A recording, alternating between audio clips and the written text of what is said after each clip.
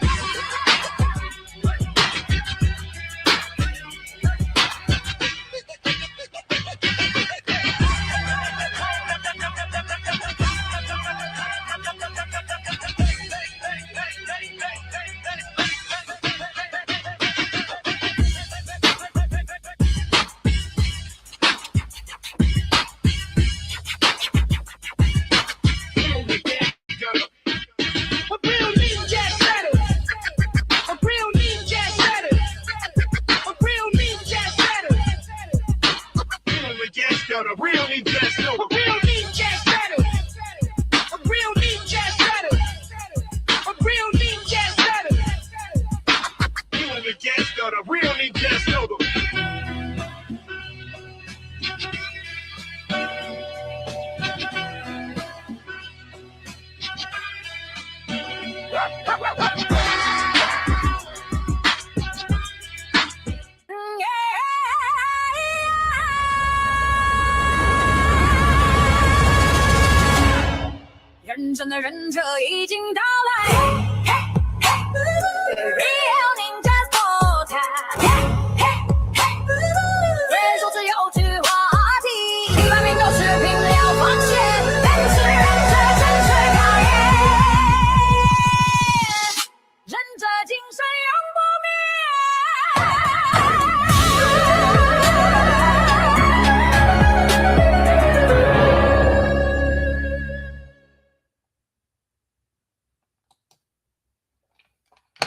What up? It's me, Prez, and guess what? You done stumbled upon a Real Ninjas podcast where we talk about interesting topics, critique underground music, and speak about that fuck shit. And where there's Prez, there's Bread. What up, Bread? News. Know what's up. It's enacted. Let's get to it. Yes, sir. Okay. So, don't forget to like, comment, subscribe, do all that stuff that us content creators actually do that you never do. But if you don't want to do that, there's always other ways to support Just Cash App scroll on the bottom of the screen. And don't forget, every Monday at 8:30, this is where we be at. Most consistent in town, best podcast in town. All right. I saw another podcast that was sort of in town, but it was called The Best Damn Podcast. It's a damn lie. Okay. Shout out to The Best Damn Podcast, though. Hit us up. Maybe we could do something together one day. Okay, this is full of shade over here. So, like always, we got an interesting topic, and it is called the Top 15 Modern Conspiracy Theories. Okay, so thought Measy would like this. You know what I mean? So, that's what we're talking about. Him. Yes. So, I got the top 15 modern conspiracy theories, and what sets modern? Like how far after 2010? After 2010. Yeah. Okay. Because of course we got the conspiracies like 9/11 and shit. 9/11 and shit, JFK. Yeah. My favorite theory is the Mandela effect. Ooh, that's a real one. Yeah. It's a new one now. It's a new Mandela effect. Shit. I forgot what it was. And it's 100% true. Like I remember. He said it's 100%. I remember how it was, and it ain't like that no more. I can't. Maybe speak it. Oh no! So this was, I'm about to ask or say something, but the train of thought came from. We said Mandela effect. Okay. I got to thinking about Nelson Mandela. Okay. And then that, for some reason, made me think of PBS. Okay. Which made me think of Arthur. Okay. And then I just found out that Ziggy Marley wrote the Arthur theme song. Yes. I knew that. No, I didn't know. Oh, I knew that. No, okay. hell no. Yeah. I was like, oh shit. No wonder that song was so sung cool. it. Yeah, Yeah, no, okay, yeah. I'm saying that's Ziggy Marley and his band. Okay, Like, all yeah. right. Yeah. That's Bob Marley Jr.'s band. You know what I'm saying? I think I learned that when I Am Legend came out. Yeah. No, that shit. I was like, and then because as soon as I heard it, I was like, get the fuck out of here. That comes from the heart. You got to believe in yourself. Believe in yourself. That's The place to start. And I said, hey, what a wonderful time today. What up, BK? Hold on. Who the hell you riding in your picture? Are you riding a minute? Riding somebody. Or doing some hair. What the hell? Oh, okay. Okay. I was like, damn, who you horsebacking? Thanks for the reaction, BK. If you're watching, don't forget to like, comment, subscribe. Word up. What a wonderful time today. Was to work and play together. I'm not a knitter. You're a knitter. Knitter. That is hilarious. Hey, that dog cried the whole episode. Anyway, back to conspiracy. Conspiracy theories. Arthur was racist. He was Uncle Tom growing up. And DW was the only one trying to keep him grounded. She was like Huey Freeman. You know what I'm saying? Another conspiracy theory is these ain't the top. This is just going. No, yeah, we just these back. jokes. These conspiracy. These before 2010. You know before 2010. How the Simpsons predict shit. Yeah. Okay, shit. They do. Yeah. Which is crazy.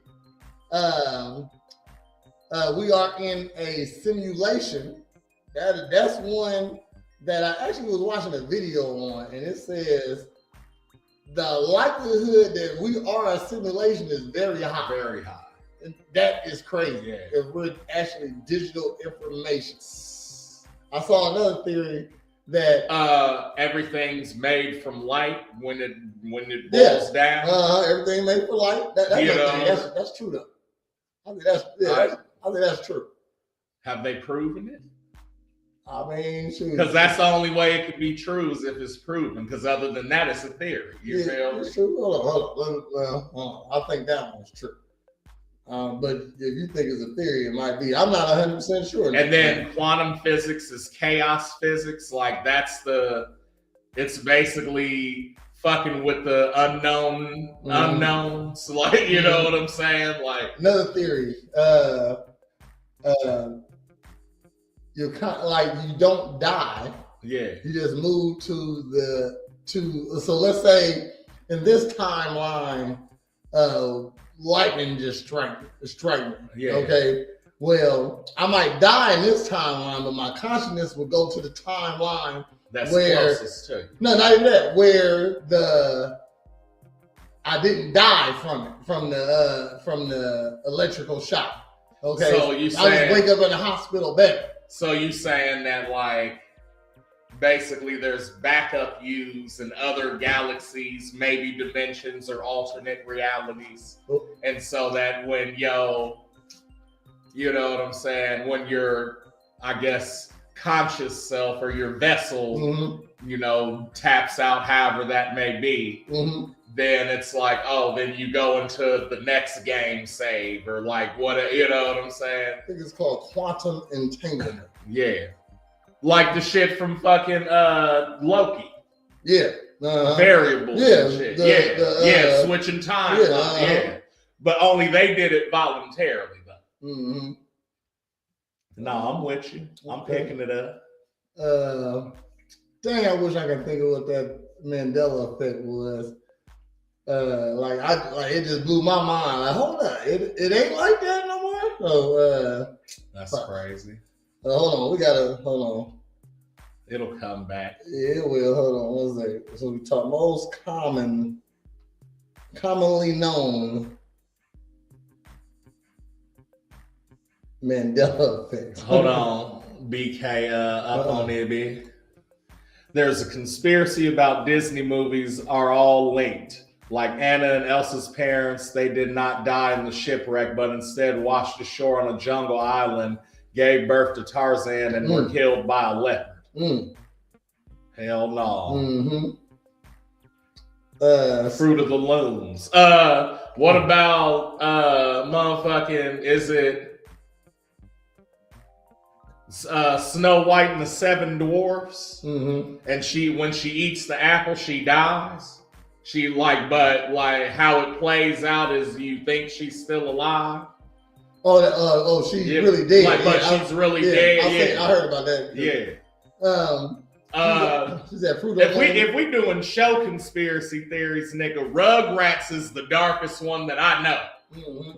That shit is crazy. Okay. Hold on. She said fruit of the Loons.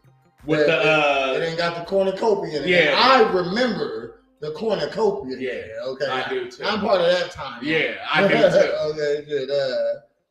The Monopoly man doesn't have a monocle. Okay. He did.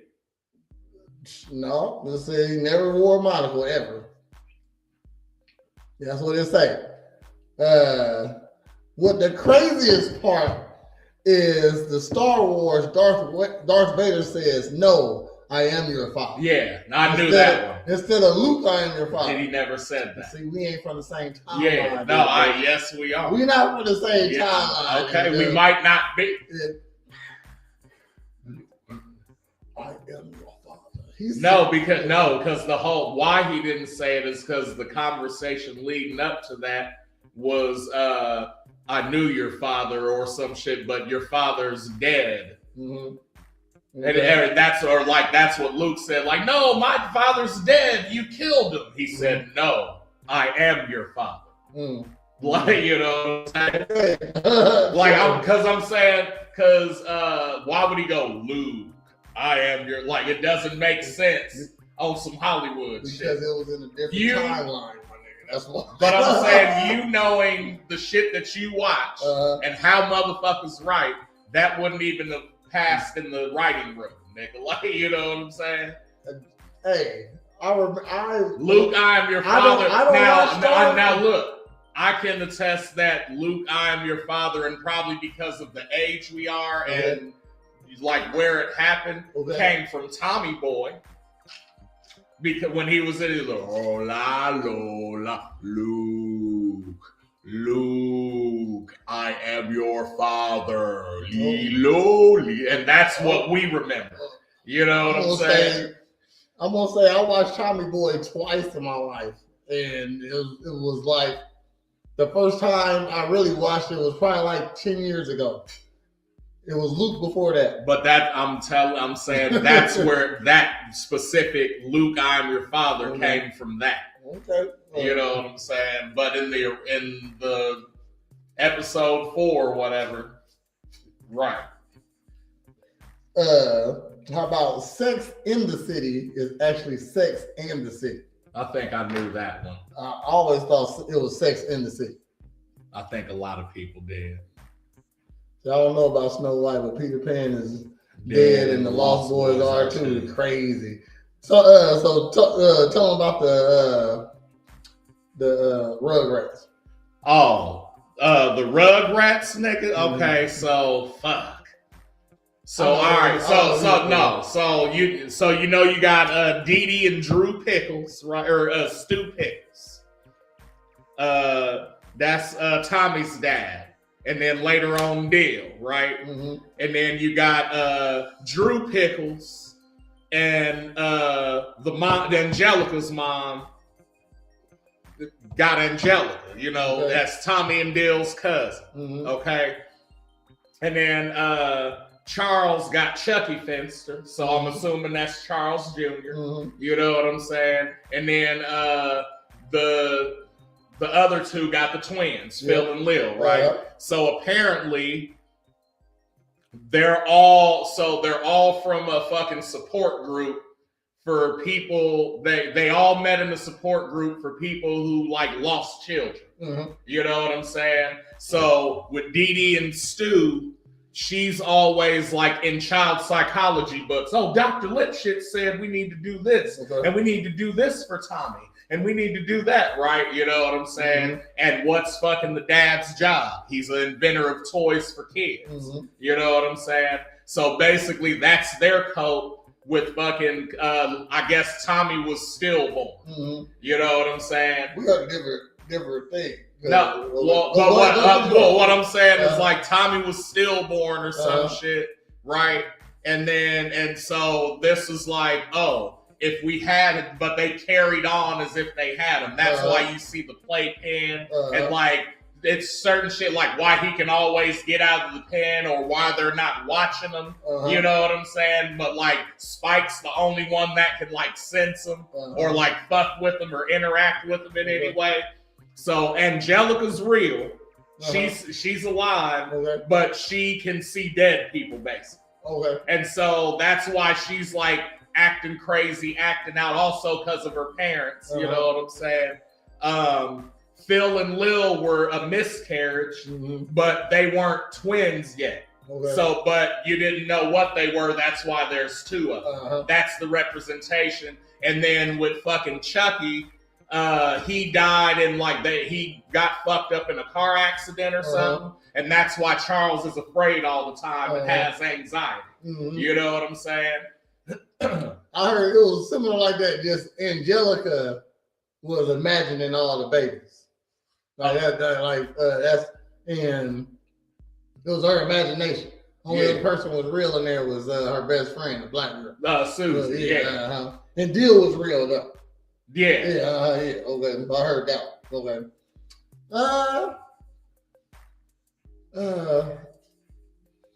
I think we're in a digital world. Yeah, I think so. Because hold on, I got a couple videos queued up. I didn't have this one queued up, but we got a couple video. I gotta find. Hold on. I can't even think. I won't even be able to find this nigga. I like the good conspiracy theories, like the ones that don't have to do with shit. You know what I'm saying? Like when shouts to what is it, CT Cinema or something, Clayton Thomas. Okay. And so they be talking about movies and like, hey, who's the real villain in this movie? You know what I'm saying? Uh-huh. And they'll be like, oh, the real villain in Ninja Turtles, it wasn't Danny. You know what I'm saying? It was really fucking Raphael's bitch I like ass. That, yeah. Like, you know what I'm saying? They'll give their reasons based off of the movie. Mm-hmm. You feel me? And it's like, oh, shit. So that, like, to me, that's the real conspiracy theories, because we have this, but, like, we can't prove it anymore because it's already done. Mm-hmm. You know what I'm saying? And, like, whether it's true or not is kind of irrelevant in the grand scheme of things. Mm-hmm. You know what I'm saying? Like fucking one of my favorite ones was that Bobby Boucher became a water boy because the water in the town was so bad and it made everybody an asshole that he wanted to clean the fucking water. You know what I'm saying? Like, I said, hell yeah. We're gonna get to the theories that I got, but I gotta play this. This ain't the one here we go.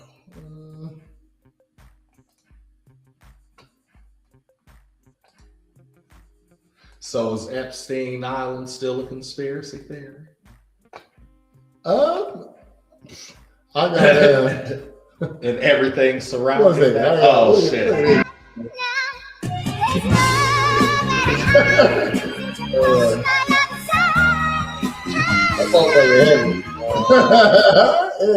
And I know, and that's a real ass. Yeah, I used to have one of those. This funny here though.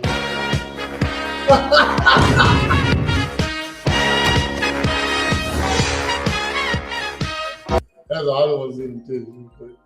Okay, all right. I just want to see them titties, bro. That's it. I woke up in a ditch. Stop. Oh, shit. Take a look and listen. All right, we got this guy, man, your professor. He dead, but he's dead now. Yeah, this AI.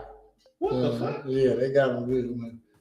Think back to the closest call. Well, this is he said you already died in another universe. This is what I was talking about. You've ever had. His name looked like Howard Steinway, man. Now I didn't know his name. Hold on. Fame? Yeah, Fame. That's his name. Maybe it was a car that swerved inches from your bumper. Maybe it was a weird fever when you were a kid. Maybe you slipped on the stairs and caught the railing at the last second. Your heart hammered. You laughed it off. You said, wow, I was lucky. Wrong. You weren't lucky. I'm going to tell you something that sounds insane, but the math says it's true. In that moment, when the car swerved, you didn't survive. The car hit you. You died. The screen went black. But here you are, watching this video, breathing. How is that possible? Because death is a spectator sport. It happens to other people. It happens in the news. But from your perspective, from behind your eyes, death might be mathematically impossible. This isn't spiritual mumbo jumbo. This is hard quantum mechanics. There is a version of physics called the many worlds interpretation that suggests you have already died 1,000 times in 1,000 different universes. But your consciousness, it has nowhere else to go but the timeline where you survive. Every single time, you are trapped in life. If you want to know why you're still here and the terrifying price you pay for it, you need to understand how the universe splits. Let me show you. Everyone knows the cat, Schrodinger's famous cat. You lock it in a steel box with a... That shit, Yeah. it don't make no sense to me. It do. To me, it don't make no sense. I'm just saying. Because Like, that, so you that, have a cat in dude, a box. I don't know if you remember this, but like probably when I first got on, maybe within the first year in, I was trying to explain that to you, and you're like, no fucking way.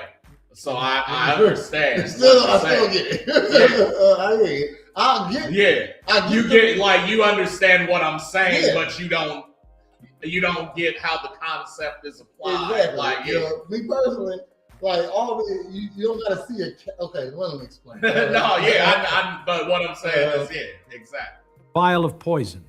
A radioactive atom decays, breaks the vial, and kills the cat. The standard physics class explanation goes like this. Until you open the box to check, the atom has both decayed and not decayed. So the cat is both dead and alive.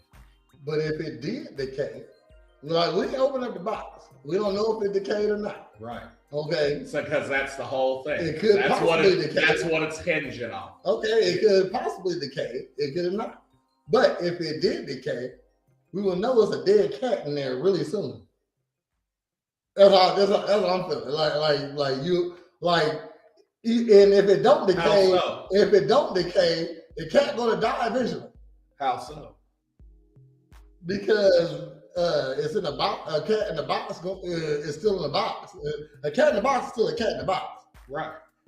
So, nobody said it wasn't no holes in the box, or that like the box only had so much air.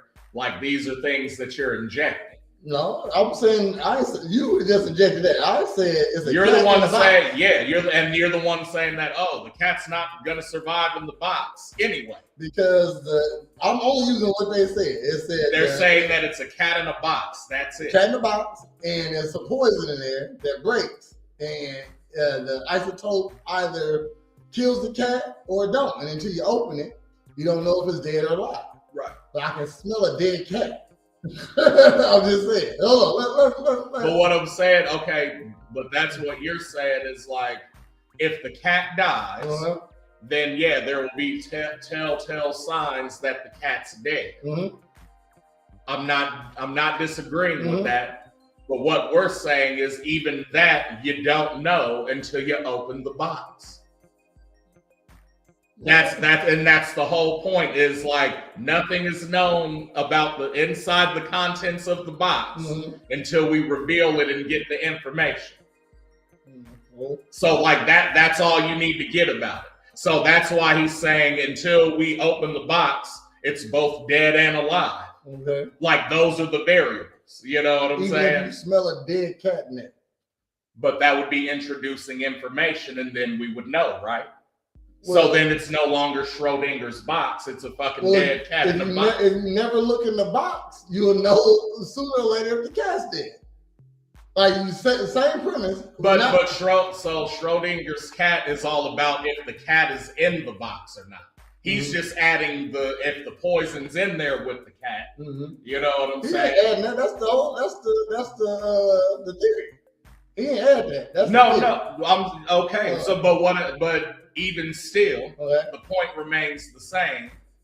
That number one, and big picture, you don't know what's going on in the box. Now you saying, but if the cat's dead, we're gonna smell it. Yes, that's continuing on. You know what I'm saying? And that's like irrelevant to the point made. Because absolutely, yes, you're going to smell a dead cat and be like, oh, the cat's dead. Or you're going to see fucking the box melting from the vial of acid and be like, hey, that cat might have not have survived. But that's what I mean by you're introducing stuff. He didn't say that. That's what you're saying. But just by the experiment, that's what it is. Let's hear his point. If atom decays, and the terrifying price you pay for it, you need to understand how the universe splits. Let me show you. Everyone knows the cat, Schrodinger's famous cat. You lock it in a steel box with a vial of poison. A radioactive atom decays, breaks the vial, and kills the cat. The standard physics class explanation goes like this. Until you open the box to check, the atom has both decayed and not decayed. So the cat is both dead and alive. It is in a state of superposition. We nod, we write it down on the exam, We treat it like a weird philosophical joke. Stop. It's not a joke. And the problem with that example is that you are looking at the box from the outside. You are the scientist holding the clipboard. Here is the terrifying upgrade. Throw away the cat. Throw away the poison. Put yourself in the box. This is a thought experiment called quantum suicide, and it's the only way to really understand why you might be immortal. Imagine you build a machine. It's a gun pointed at your head, but the trigger isn't connected to a clock or a spring. It's connected to a quantum measurement device, like a spin detector for an electron. If the electron spins up, the gun fires. If the electron spins down, the gun clicks. Safe. According to quantum mechanics, until a measurement is made, the electron is spinning up and down simultaneously. Now, do this right now. Close your eyes. Imagine the cold metal of the barrel against your temple. The room is silent. You are sweating. You press the button. What happens? Common sense and your survival instinct screams that you have a 50-50 chance of dying. You think there is a 50% chance the screen goes black and the universe continues without you. Wrong. That is not what happens. Not according to the many worlds interpretation. See, when you press that button, the universe doesn't roll a dice. It splits. Think of a zipper opening up. In one branch of reality, the electron was spin up, the gun fired, there is a body in the chair, your family is crying, the police are taping off the room. It's a tragedy. But here is the question that breaks your brain. Are you in that branch? No, you can't be. You cannot experience a reality where you are dead. By definition, experience requires you to be alive. So where is your... So that you remember in The Matrix when he's seen the architect and all the fucking possibilities on the screen after he would tell him something and then he would react like multiple different ways and then they would zoom in on one and then they would continue the conversation. He would react again and they would zoom in on that one. Like that. So that's the shit that... Did you ever see them do the experiment where they shot particles through a fucking slit and then it made a pattern on the wall and they were like, okay, well, we're going to try to figure out why it's doing that. And so they put like a camera, basically an eye on where the shit was happening. And it did exactly what he's saying is like, it would be unpredictable or it would split. Which at the time they were like, that's not possible because with everything we know, you know what I'm saying? So like, he didn't explain the cat. He went on to something else. He didn't explain the cat. No, but he did. No, because that's what I was saying. So he said, so you sitting there with the gun and you press the button. So until you get the information, well, now he on to the many worlds, right? But he's saying according to the many world shit, it's the same thing as Schrodinger's cat, where like when you're sitting there and like before you even make the decision, both realities have already happened. It's split. So when you hit the button, then whatever alternate hits the other button and gets the alternate reality. Okay. But your conscious is going to stay in reality. You know what I'm saying? That is what he's saying based off this theory. Okay. I'm not saying that's what it is. No, I'm saying A little bit more. Consciousness. It is forced, mathematically forced, to flow into the other branch, the branch where the electron was spun down. You press the button. You flinch, click, you breathe, you're alive. You think, wow, I got lucky. But remember... So that's what I always thought that dreams was like you channeling into your other realities or like, you know what I'm saying? The other consciousnesses that you're connected to, and that it may be like, so when you're flying around or like you jump off a building and like hit the ground and wake up, that's what I feel like he's talking about. You committed suicide. But not on purpose, but like in that world, you're not bound by the same shit. Okay. That's why dreams can be weird and shit. You know what I'm saying? Like, nigga, you're underwater breathing. You know what I'm saying? And swimming fast and talking to whales, nigga, like. But then all of a sudden you get hit with a harpoon in the chest and wake the fuck up. Like, what the fuck?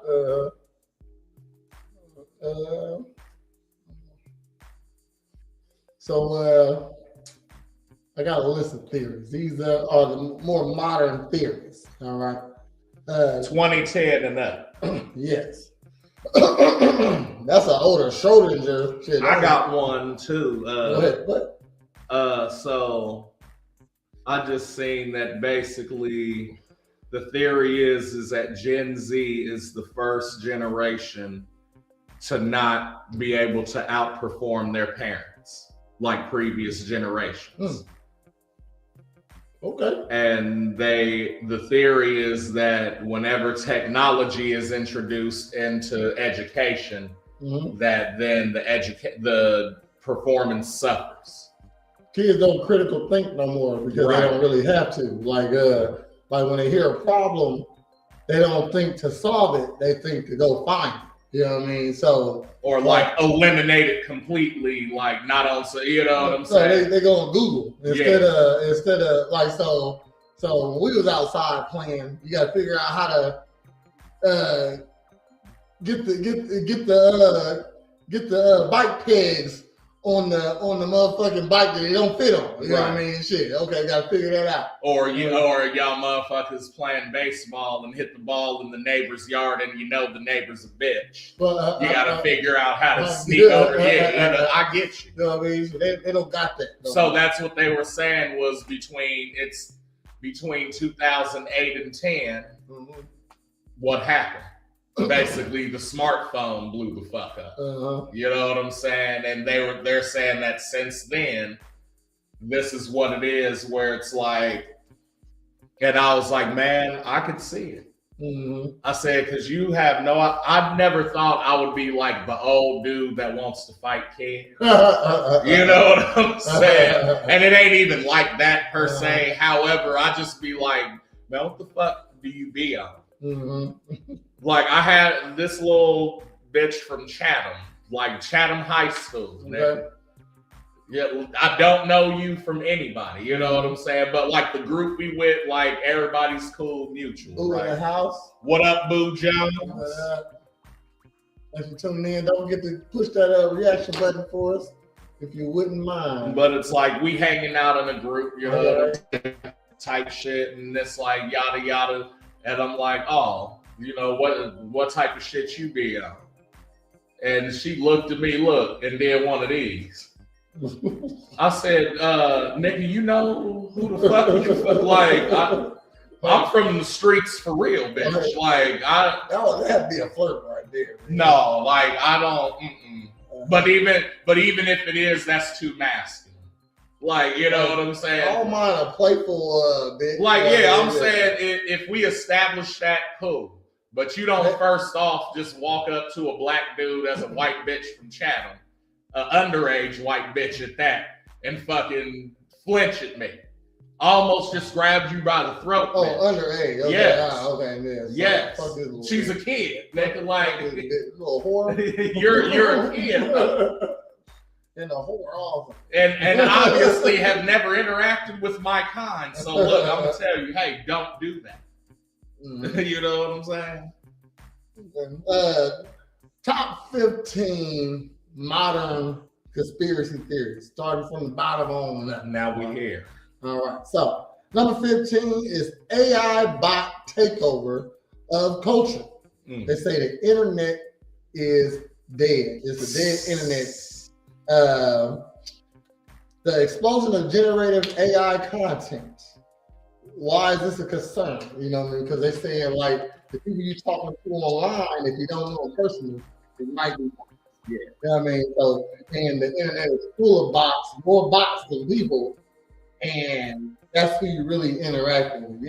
But you can usually, I guess, because I always think about, the average person. 1 million bots can fit on a hard drive. You know what I mean? But going back to you talking about talking to bots, Okay. right? Like even when you talking to Alexa and Siri and shit, right? Mm-hmm. Them bitches is too positive to be a human. Like there's no discernment in their voice. Everything's yes, Prez. I would love to help you get to fucking Magic City. That don't mean Are you taking an electric vehicle or a gas one? Well, what do you recommend? I recommend you take a gas one. Because even though gas prices have risen, you're gonna get better mileage and not have to, like, you know what I'm saying? Like it's always on the up and up with AI. Mm-hmm. And but again, they can't really say that that's negative, though. huh? They can't really say that. I mean, no, because there's guidelines, and I'm sure there's AI platforms that are like unrestricted. That will, you know what I'm saying? I hope it ain't, because niggas will kill themselves. But what? No. It's funny you say that. I just watched the fucking Last Week Tonight, and that was his main story about AI chatbots, because they got ones that'll like be people's friends and shit and have conversations with you. And I guess a couple of them told these kids to off themselves, and I'll help you write the suicide letter, and I'll, you know what I'm saying? And it's like, okay. Again, the average person, maybe not like, and especially someone who's looking for something, like, so if you're a lonely ass dude and a bitch just starts chatting you up in the DMs and being flirtatious, and you know what I'm saying, which is where they always go first. You know what I'm saying? Then of course you want that, so you're gonna be like, oh, well, even if it is AI, like that makes me feel good. You know what I'm saying? Now, an intelligent person or somebody who is, trying to separate the two, again, as I just said, you're going to look for clues and shit. Hey, AI is too positive. AI is trying to like tell you what you want to hear. You know what I'm saying? Like basically, and that was the point, it was like AI is seeking human approval. You know what I'm saying? AI bitch on my Snapchat. And every time I like shut her down, another one pop up. You know what I mean? And they send me the same pictures from that other one, so I know it's a bot. And I already know it's a fucking bot when it start talking to you. You know what I mean? Right. So and it don't even be making no sense. No, it was having a conversation with me. It was a real deal conversation, and but it just wasn't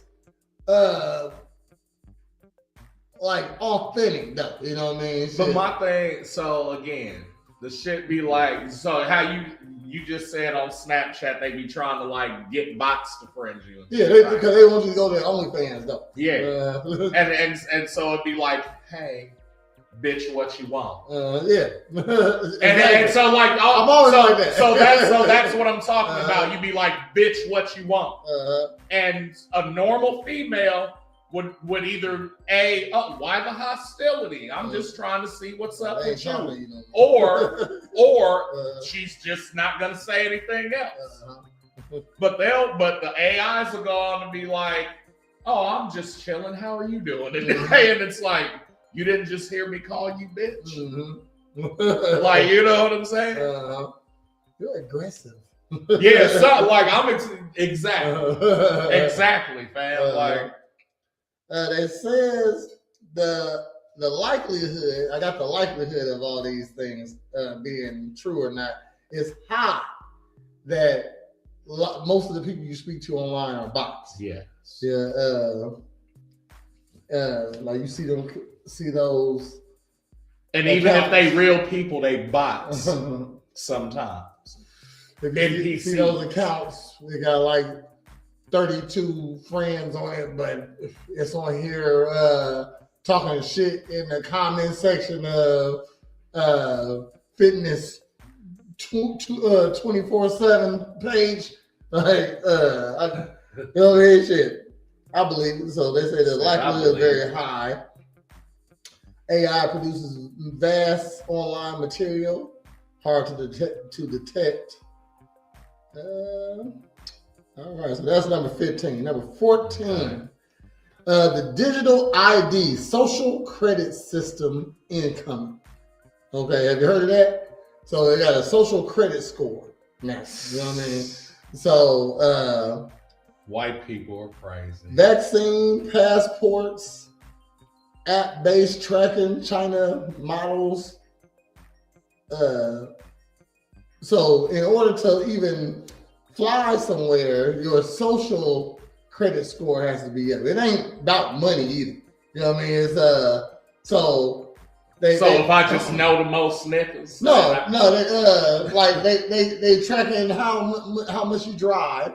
So if you drove so much this year, you didn't put too much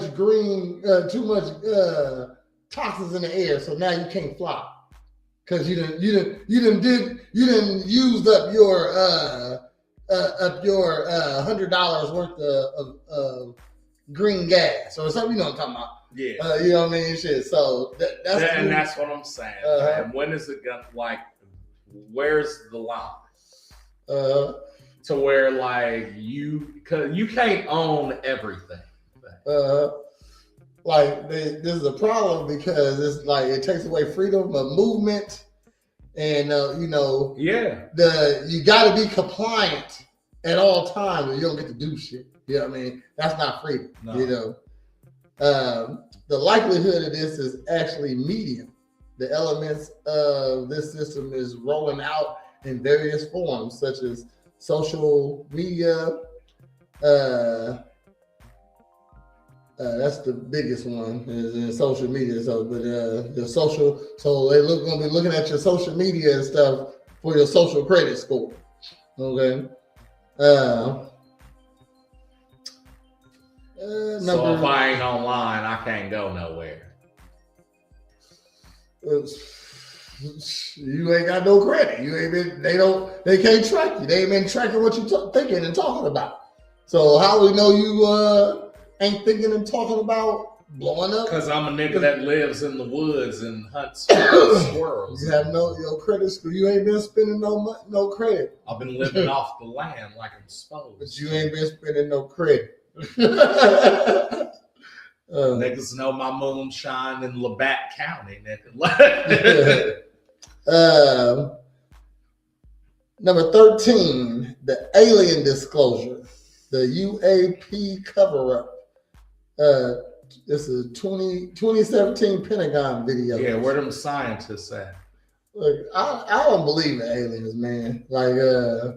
You don't believe out of all these galaxies?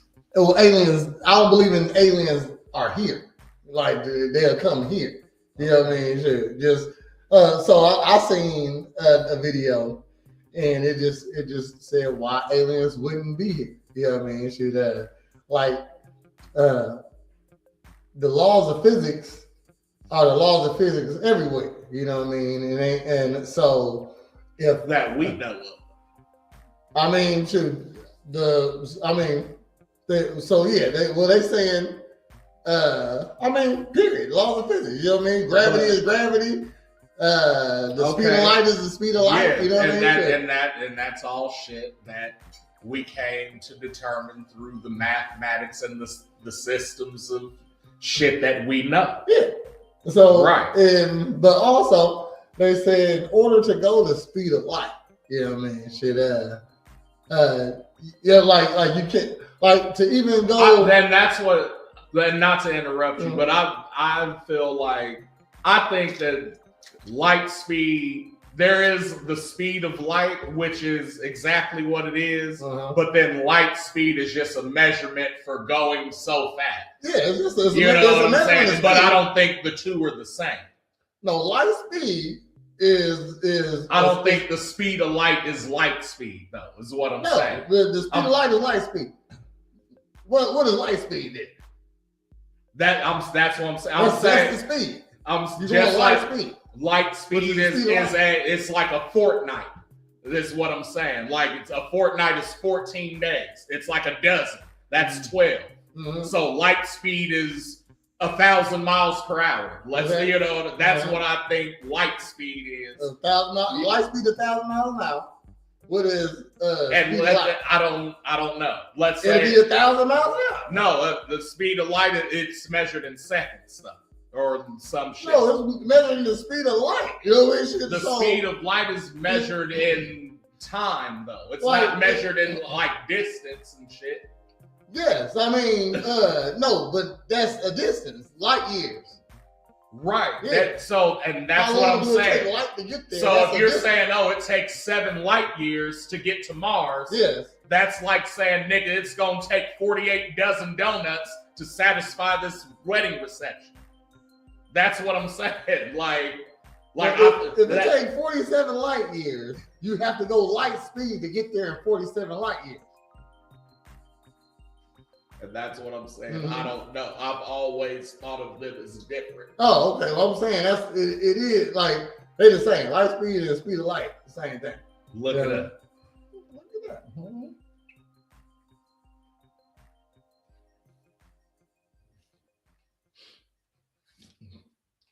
Because again, I know we got Star Trek and shit, and them niggas can warp speed 5 and all this shit, and we just see shit passing in a wormhole. You know what I'm saying? Mm-hmm.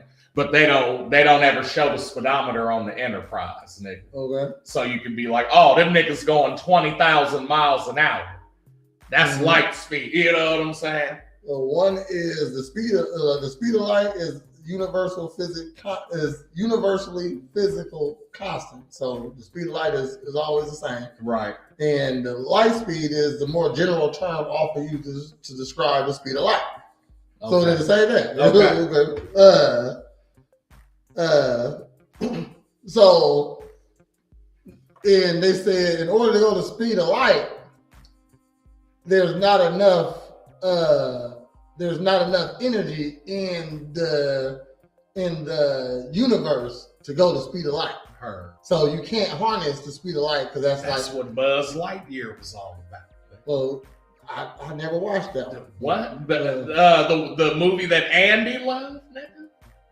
Look, the animated movie that's inside the movie. Yes. Not Buzz Lightyear. But I'm saying they made it a movie that you can really watch. Yeah, you know what I'm saying? I never watched that one. Bro. It was just called Lightyear. Yeah, right. Yeah, I never watched that.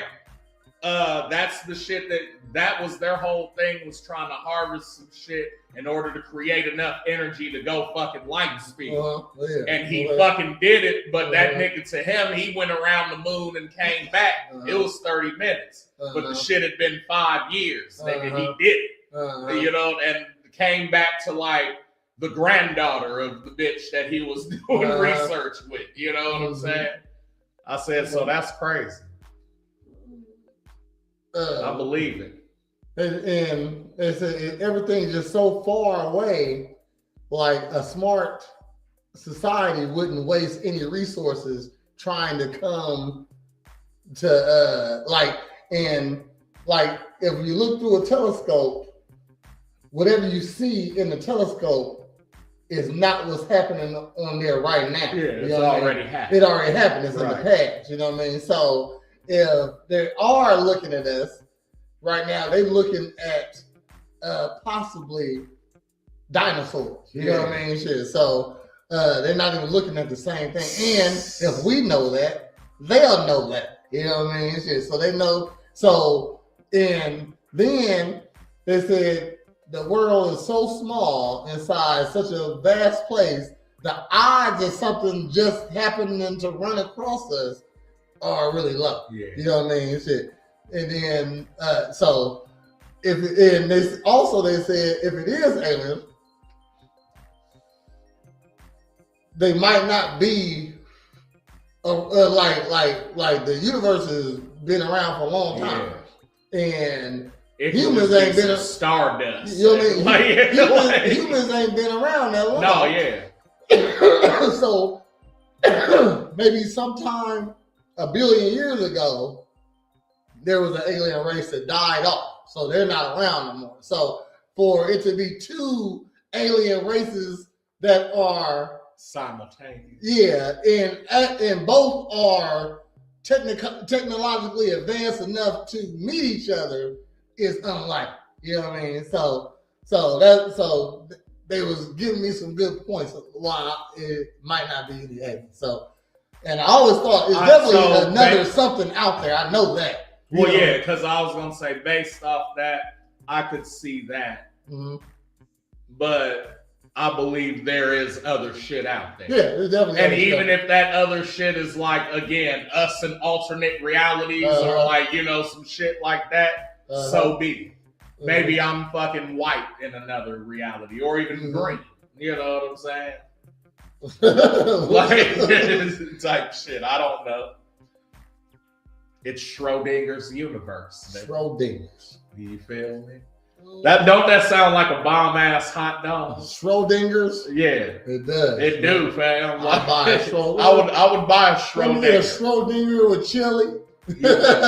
Throw some cheese and onions on that bitch. And let me get a Chicago style Schrodinger. I wish you would. Yeah, right. Hell no. Oh, like this little channel is actually kind of fire, man. So I got another video. We going off topic again, like we do. You said off topic.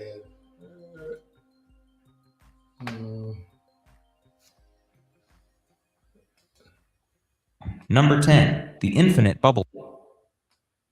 Terrifying theories about what exists outside. My bad. It's all good. Outside the universe. Oh. All right, let's go. Number 10, the infinite bubble bath. In 1980, physicist Alan Guth proposed a theory that solved several major problems in cosmology at once. His idea, called cosmic inflation, suggested that in the first fraction of a second after the Big Bang, the universe expanded faster than the speed of light, doubling in size repeatedly until it became the cosmos we observe today. The theory has since been refined by physicists like Andre Linde, who took Guth's work to its logical conclusion and arrived at something deeply unsettling. Linde's eternal inflation model suggests that the process which created our universe never actually stopped. In regions outside our observable cosmos, space is still inflating, still doubling, still spawning new universes at an incomprehensible rate. Each new bubble that forms becomes its own self-contained reality with its own physical... These niggas got time to think because this is insane. Yeah. laws, its own constants. This is its German own... ticket terror. I wonder,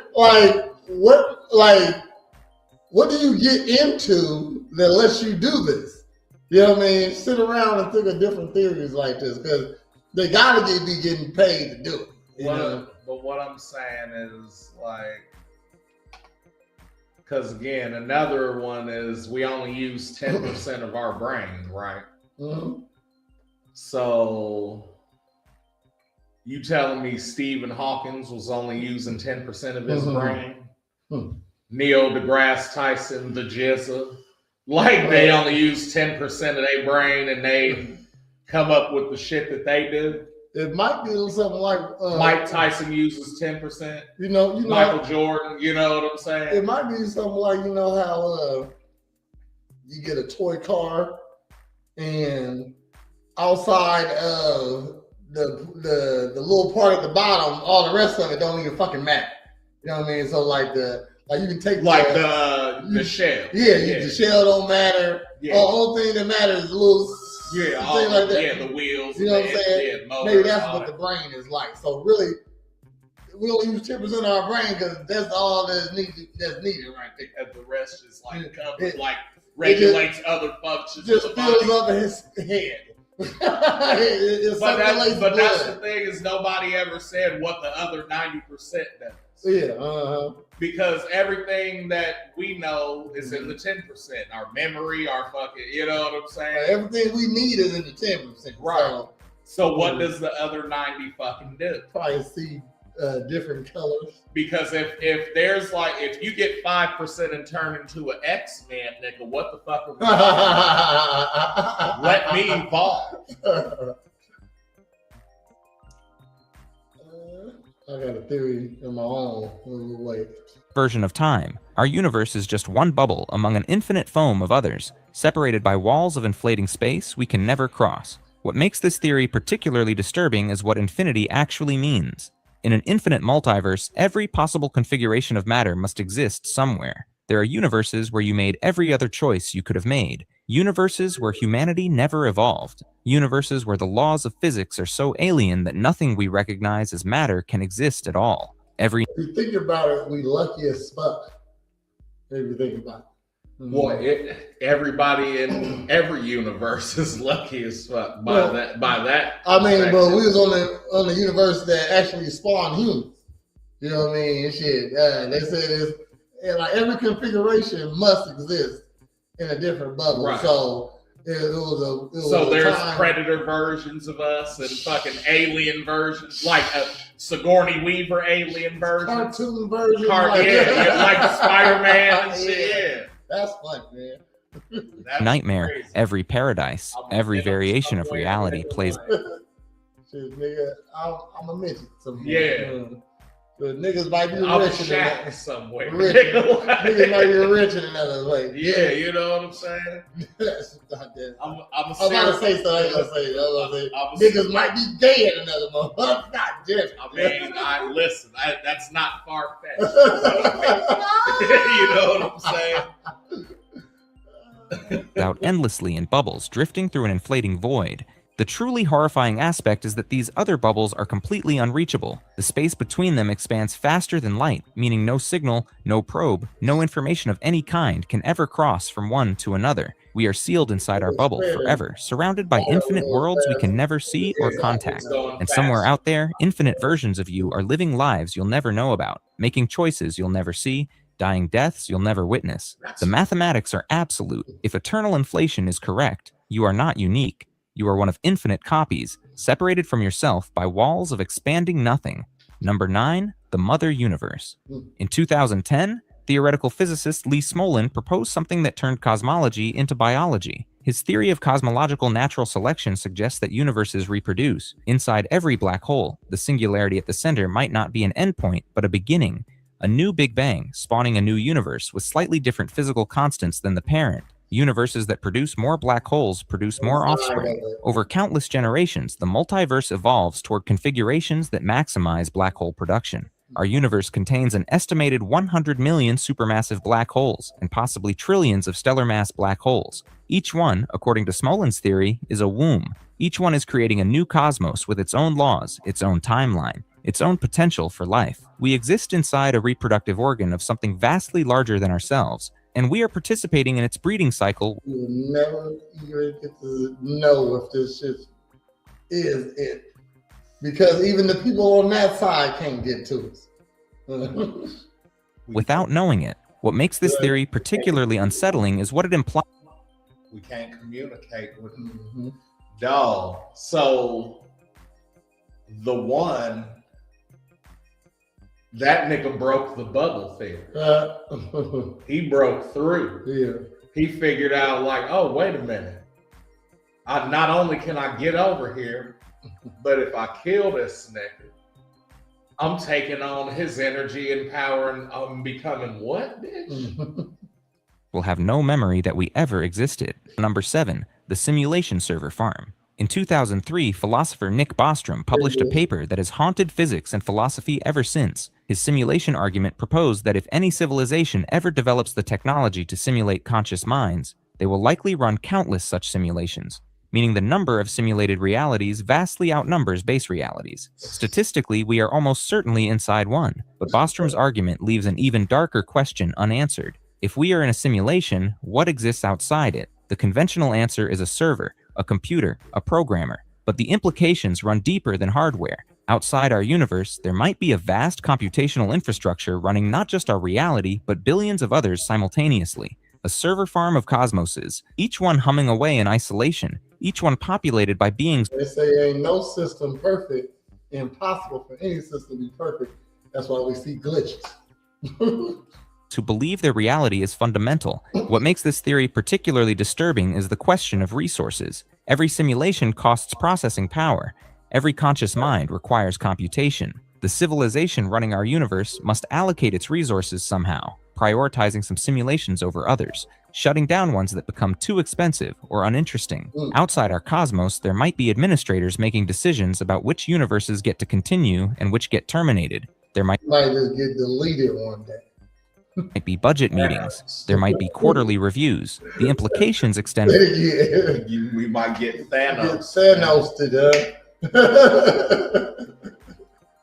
Further into nightmare territory. If our universe is one simulation among billions, we are competing for attention and resources with other realities we will never know about. The civilization outside might have favorites. They might have a universe they consider their masterpiece, while ours is treated as a forgotten experiment running in the background. We might be the cosmic equivalent of a tab left open in a browser, consuming memory while no one watches. And somewhere outside our reality, there is a power button. Whoever holds it has never used it on us yet. If we're that, then we're like the Real Housewives of Atlanta. Like somebody's watching us. The Truman Show. Yeah, like we're fucking that shit. Yeah. Mm-hmm. So we just a tab left over. Yeah. I saw another theory that like you ain't never, like, we was put here for a second and then we're not there no more. Like, and when you put here, you already got put with all the memories. So you think you did all the things you did, but you ain't really do none of that stuff. And then you might be gone here in another second, but you wouldn't know because you in it right now. And it's infinite to you right now. You know what I mean? So you gotta let it play through. But outside of it, it was like a second. I don't know. That makes sense. Have you seen Tron? Sorta. So just the part about how when you're in the computer, basically, time is like for every day outside is like a month inside. So that's kind of what you're saying. Yeah. Mm-hmm. But there is no guarantee they never will. Number 6, the parent dimension. In 1919, mathematician Theodore Kaluza sent Albert Einstein a paper proposing something radical. By adding a 5th dimension to Einstein's theory of general relativity, Kaluza could unify gravity and electromagnetism into a single mathematical framework. Einstein was initially skeptical, but eventually endorsed the idea. Modern string theory has expanded on this work, suggesting that our universe might contain not 4 dimensions, but 10 or 11, with the extra dimensions curled up so small we can never directly observe them. But what if those extra dimensions are not curled up? What if they extend infinitely outward, and our entire universe is just a thin slice of a much larger reality? In this scenario, the cosmos we observe is like a shadow cast by something much greater, a 3-dimensional projection of structures that exist in dimensions we lack the senses to perceive. What makes this theory particularly unsettling is what those higher dimensional structures might contain. Mathematically, a 4-dimensional being could see inside our bodies the way we see inside a 2-dimensional drawing. They could observe every cell, every neuron, every thought as it... I seen this kid. This kid had to be like 12 or 13, fam. Mm-hmm. And he was explaining, because I was like, I get dimensions as far as like, so 1 dimension, left and right, up and down, right? Or no, left and right. It's left and right, up and down. Right? 3 dimensions, left and right, up and down, forward and back. Okay. Right? And he was like, so 4th dimension, which they said is time, which is basically what they use to describe it. He was like, but it's not actually that. He was like, the only way I can describe it is, you know what a tesseract is? Uh-huh. It's a double cube, like it's a cube inside of another cube. Mm-hmm. So that's 4D basically. Mm-hmm. You know what I'm saying? Where 4D, you can see all time, like all the sides at one, yeah. You like, know, you can see, but like you can see somebody's birth and their death at the same time. You know what I mean? So like you can see forward and backward, up and down, left and right, but and every variable in between. You know what I'm saying? That's why it's like, so mathematically, right, there's infinite numbers between 0 and 1. Mm-hmm. You know what I'm saying? If it is a 4th dimension, that means life is predestined. Right. Mm-hmm. Or like you're beyond the constructs of whatever. So if I was a being that could see four dimensions, then yeah, you could see you could see what our life really is. And that's what he was saying. Like that's what this kid was saying. It's like so he said, so imagine it like, all right, so us playing Super Mario on Nintendo, right? We can see shit that they can, like, so if he's running up to a pipe and he has to jump up on the pipe, right? He can't see what's in front of him. But we can, because we're in 3D and watching him from a 3D world, right? So somebody who's in 4D or time, as we say, can see our life or like see shit that we can't because they're on a higher, that's the higher plane, you know what I'm saying? And he was like, so in theory, someone on the 5th dimension can see shit that the 4th dimension can't, 6th can see 5th shit, etc., you know, all the way up to these 10 dimensions. What up, Menda? I was like, that shit, I said, I never thought about that shit. They said it can't be a god also if he outside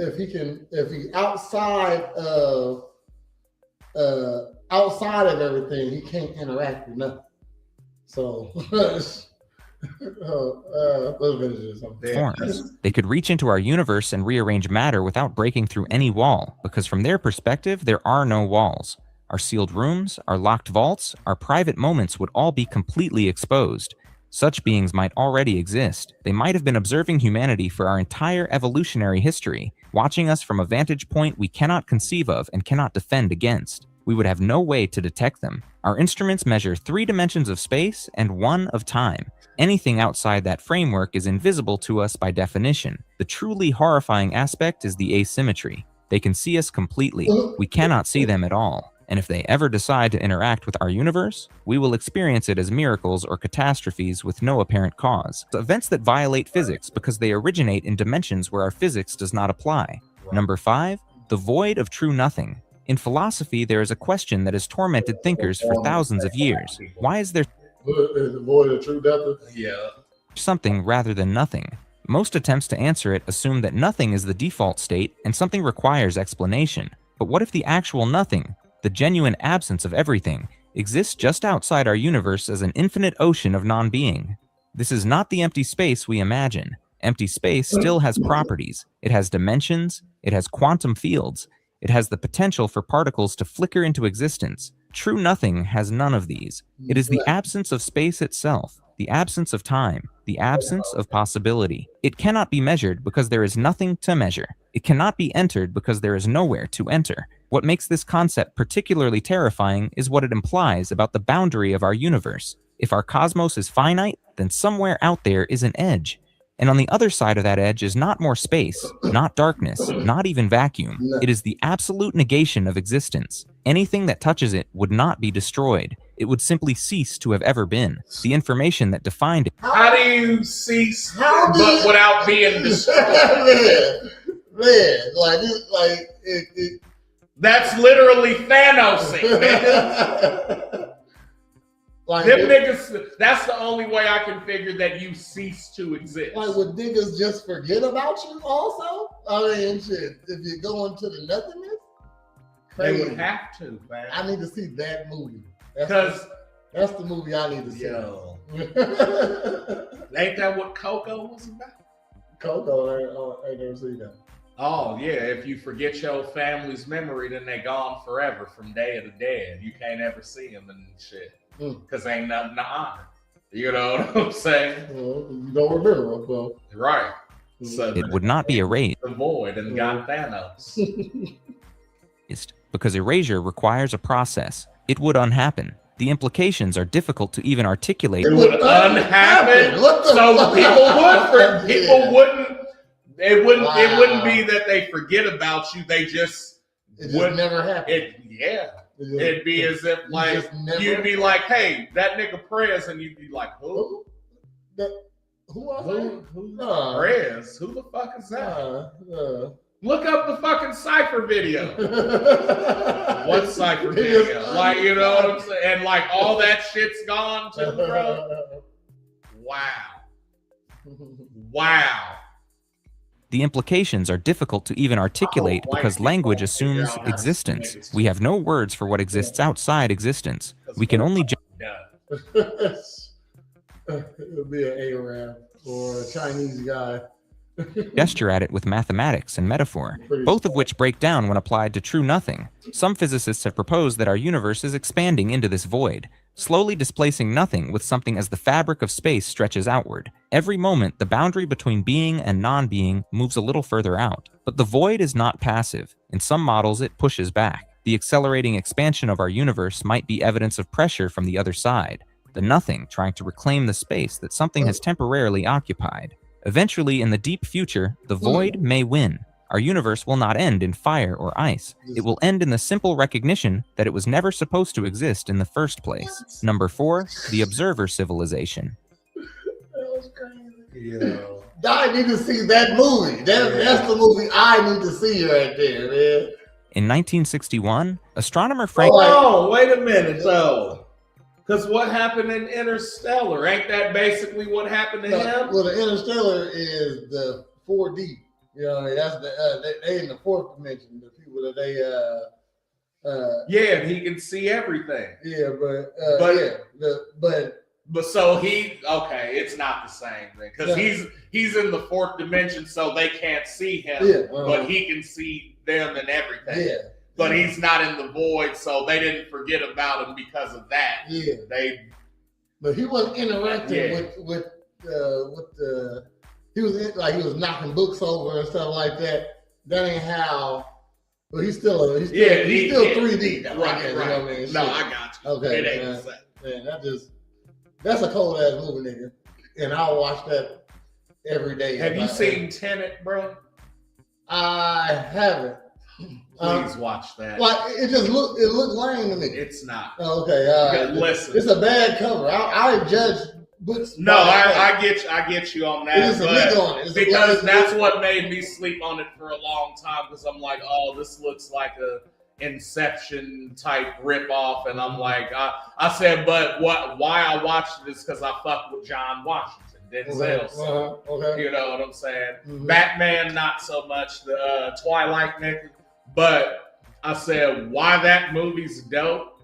Because they literally run the movie, and then halfway through the movie, they run the whole movie backwards, nigga, and it makes fucking perfect sense. Oh, okay. Mm-hmm. The shit's cold. That's all I'm going to tell you about it, because I really want you to watch it.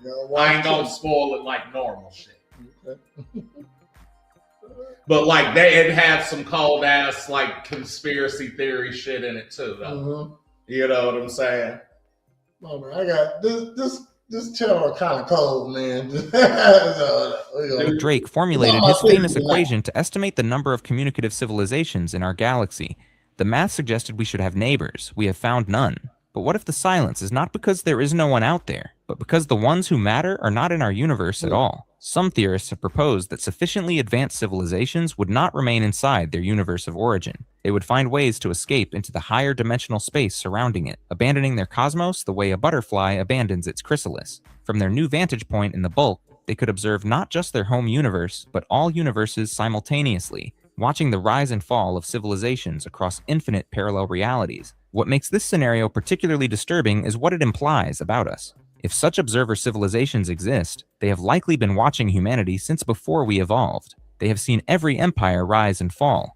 They have witnessed every act of love and cruelty in our entire history. They know how our species ends because from outside time, our timeline is laid out before them like a completed manuscript. They do not intervene, whether out of philosophical principle, cosmic ethics, or simple disinterest. They remain silent observers. We are not their colleagues or their enemies. We are their entertainment. I was going to say, I don't think all of them do that, though. I think, again, it's like Interstellar where, like, you know. He said that they might be their entertainment. Just watch. No, and that's fine. However, you know, in order to be like, man, Jordan always wins, nigga. Let's make him play baseball. You know what I'm saying? Like, type shit, like, yeah. Baseball. Like, I'm going to put this in David Stern's game. Yeah.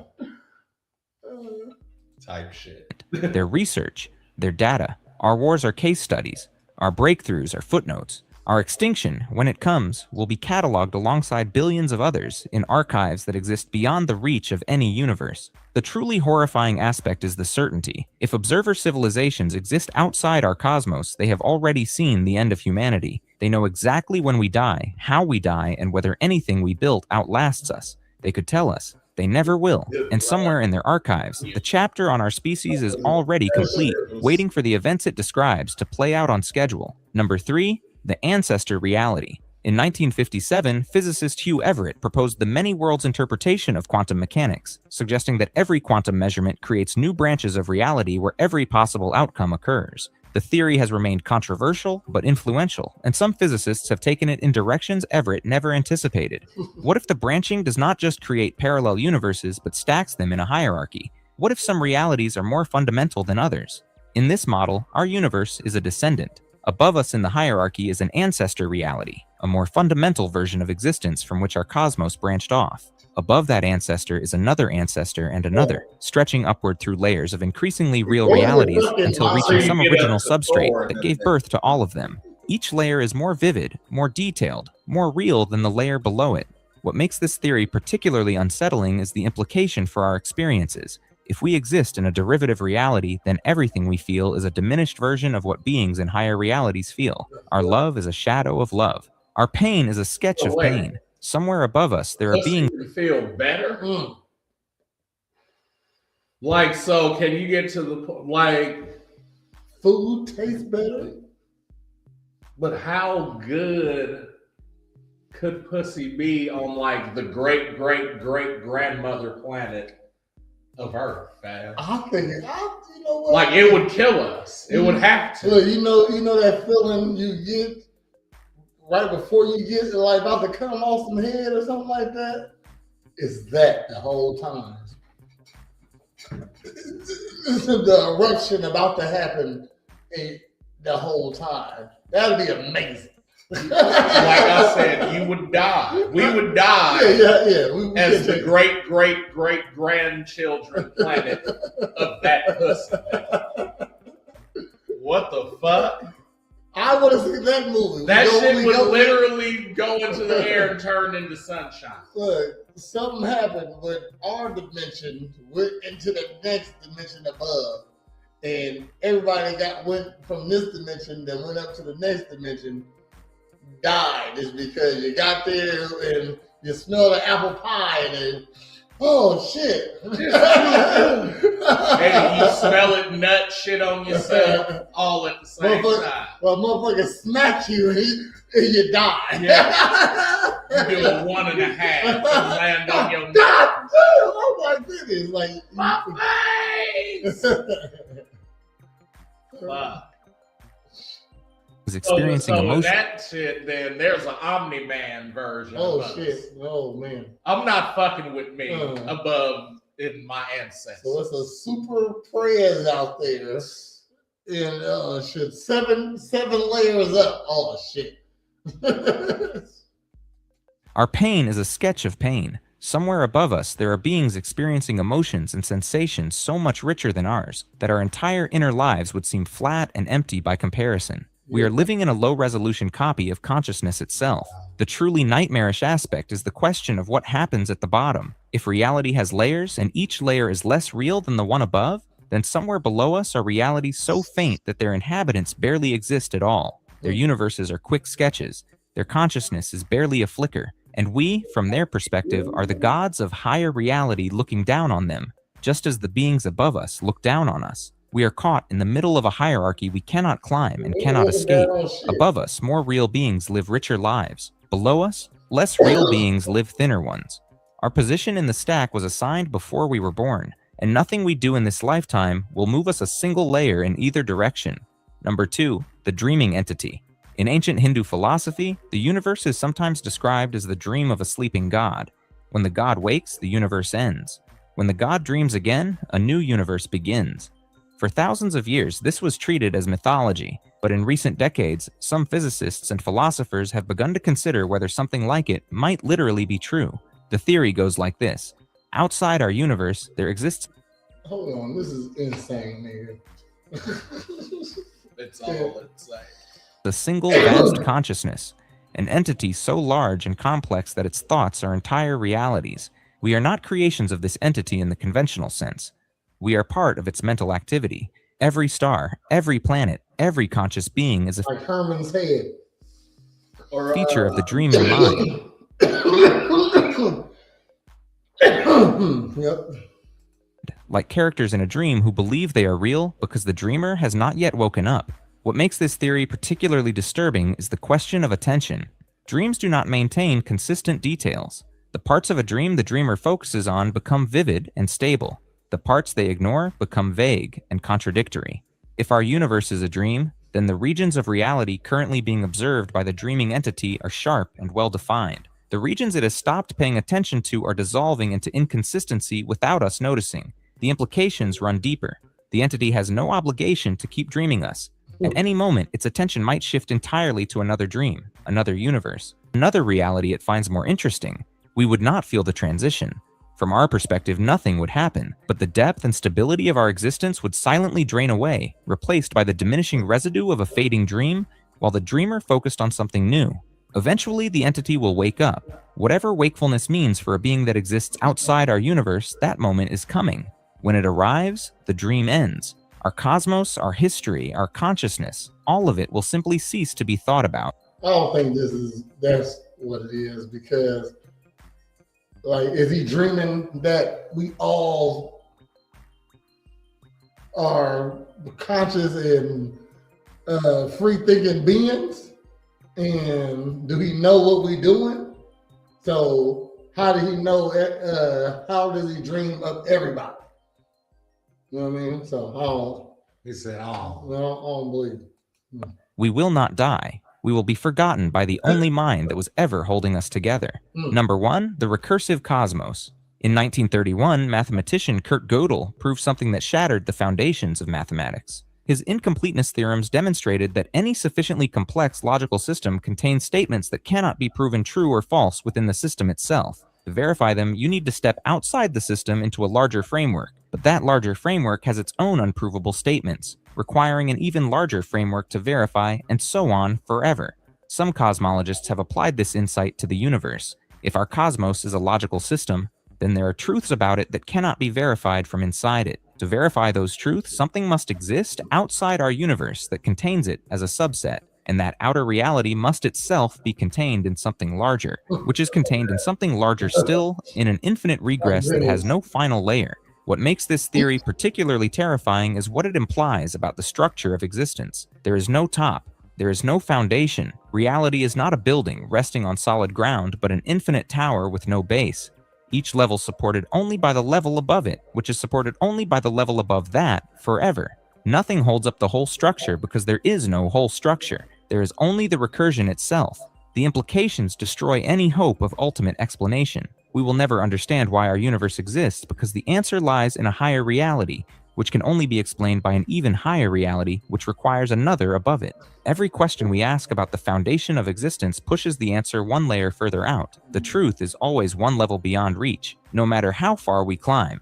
The truly horrifying aspect is the loneliness of it. If reality has no foundation, then there is no original reality, no first cause, no prime mover, nothing that simply is on its own terms. Everything depends on something else. No universe prime. Every universe is borrowed from a larger one. Every existence is contingent on an existence above it, and nowhere in the infinite tower of cosmoses is there a single thing that exists for its own sake. We are real only because something larger is real. That large. How can something be forever? Just been there. You know what I mean? It never started. It's just always been there. yeah. That's crazy. Larger thing is real only because something larger still is real, and the recursion never ends. We are infinitely deep in a stack of borrowed existences, and the loan can never be repaid. Mm. Hell no. All right, back to the list. Number 12, HARP, the weather manipulation tech. I seen online where they was making a cloud out of machines. Yeah. A cloud coming out of this. Like, if you know how something works, you can recreate it. Right. I'm pretty sure they know how to make water. Yeah. You know what I mean? Shit. They know how to make clouds that rain. You know what I mean? They can make a cloud and then make the cloud rain. I think they know how to and lightning. make water. Like, just make, not even just a cloud, make water. You know, so you know the ingredients to it. Put them together. The atoms. So they make fake diamonds. You know what I mean? It should like almost you just know it's fake because it the process of speeding it up took another mineral that's in there. You know what I mean? Right. So you know, but other than that, it's indistinguishable. You know, so they say it's an Alaskan facility. That's the theory, and it helps push extreme weather events. Reason why this is a concern is because you can weaponize nature. Yeah. It's a hurricane over in Louisiana somewhere. Lulu in the house. What Lulu. We're talking about conspiracy theories tonight.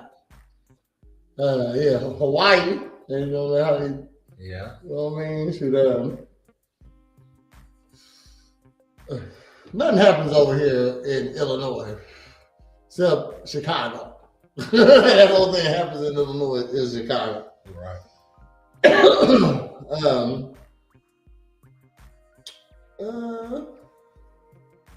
The likelihood of this is very low. A facility exists. I mean, the facility don't exist, supposedly. All right. Number 11 of the top 15 conspiracy theories: transgender gender ideology as social engineering. Okay. The rapid rise in identification transitions debate is an agenda. You know what I mean? So they trying to turn people into trans. Yeah, you know, that controls population for sure. Yeah. 100%. Boys liking boys, girls liking girls. So I mean, that can happen without transforming. They already, I mean, if they wanted us to not have no more babies, they'll put something in the water. It would be easy. Shit. You ever heard of smart dust, nigga? No. Is that the pink cocaine that they all do? No. Oh. Smart dust is actually dust that's microchips. You know what I mean? But they're really small. And when you breathe them in, they can tell you everything you need to know about you, about inside you. And this is real though. This ain't fake. And if it's in the air, they can tell things about what's going on. You know what I mean? Shit. So smart dust. Crazy. Like the shit they're making is ridiculous, and there's no need for none. But that be the thing too, though. It's like they be having like bird cameras and fucking flies and shit. Mm-hmm. And then motherfuckers be like, you know, the CIA has flies. And they'd be like, oh, that motherfucker's crazy. And the conspiracy theories. But y'all have shit like this, though. So, like, you gaslighting niggas. Like, no, that ain't what it is. They definitely got that shit. I seen a video where they putting, like they can control bees. And the bees have a camera on. Yeah. And then I seen another video where they made like the only bird that can fly backwards is a hummingbird. So what they did is reverse engineer a hummingbird. So they got a mechanical hummingbird and it got a camera in it. And somebody said, well, ain't that obvious? That the best thing you can do when you're trying to be covert is to look like you're supposed to be with it. You know what I mean? So if you see a hummingbird, you might look at it, but you don't think it's something with a fucking, and then you can't catch it. You know what I mean? Shit, you ain't catch it. If it moves like a hummingbird, and they had it just hovering, it was doing that shit. You know what I mean? And it's a fake hummingbird. It's gonna be a nigga out there like, wait a minute, it's Jim. The hell is that hummingbird doing there? They're out of season. It's December. Yeah, they're out of season. But the likelihood that it's a transgender ideology, social engineering conspiracy going on is very low. Is because for a grand conspiracy, a lot of people got to be in them. Yeah. And everybody's not in on calling the boy a girl. Not at all. Hold on, I got some links.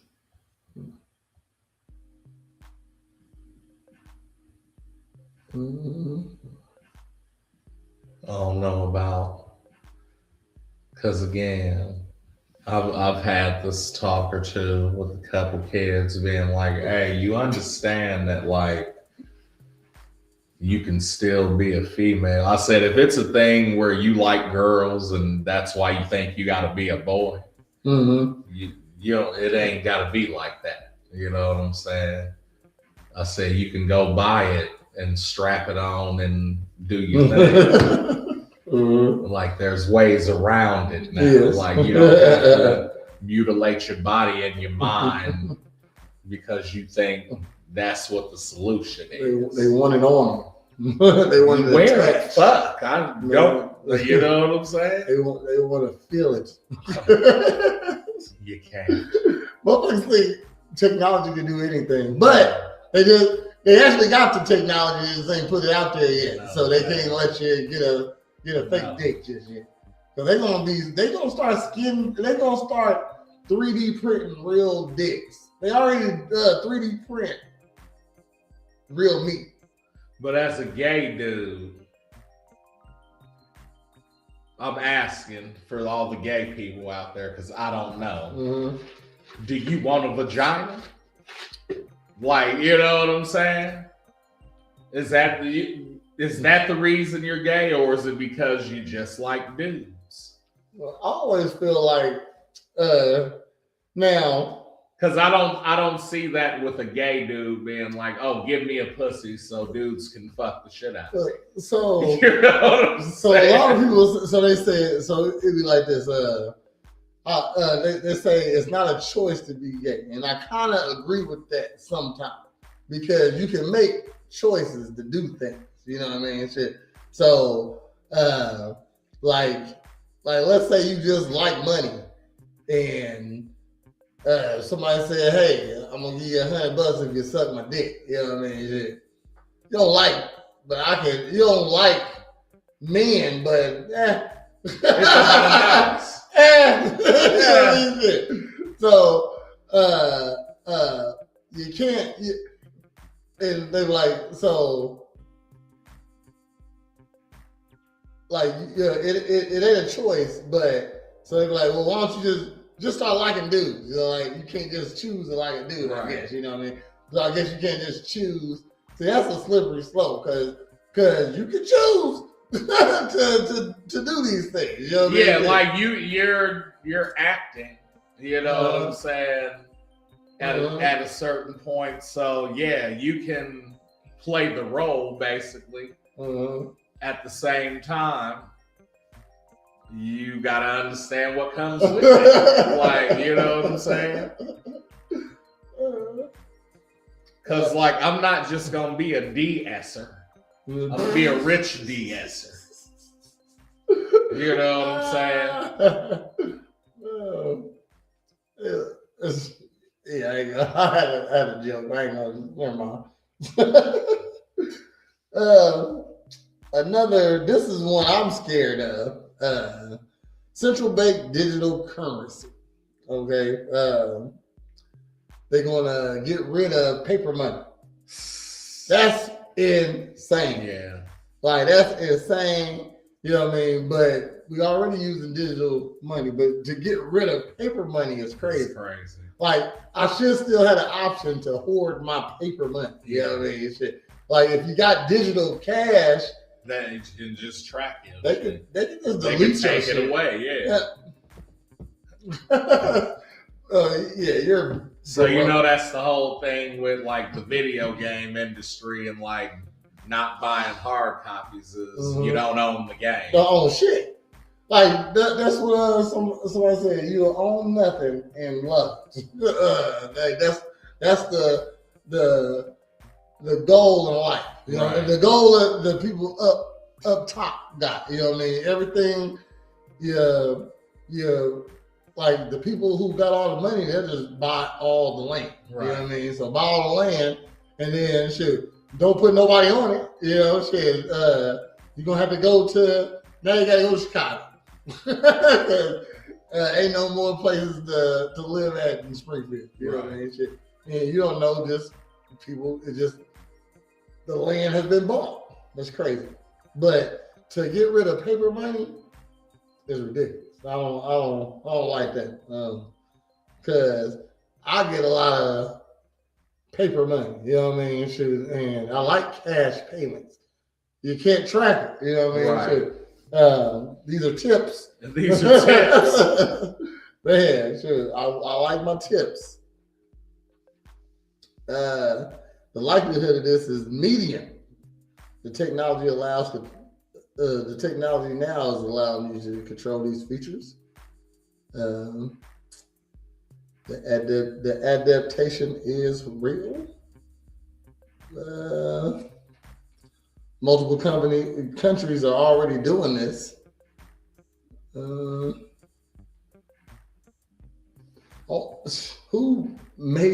said y'all can do these things? That's the crazy. Number 9, Bill Gates vaccine microchip.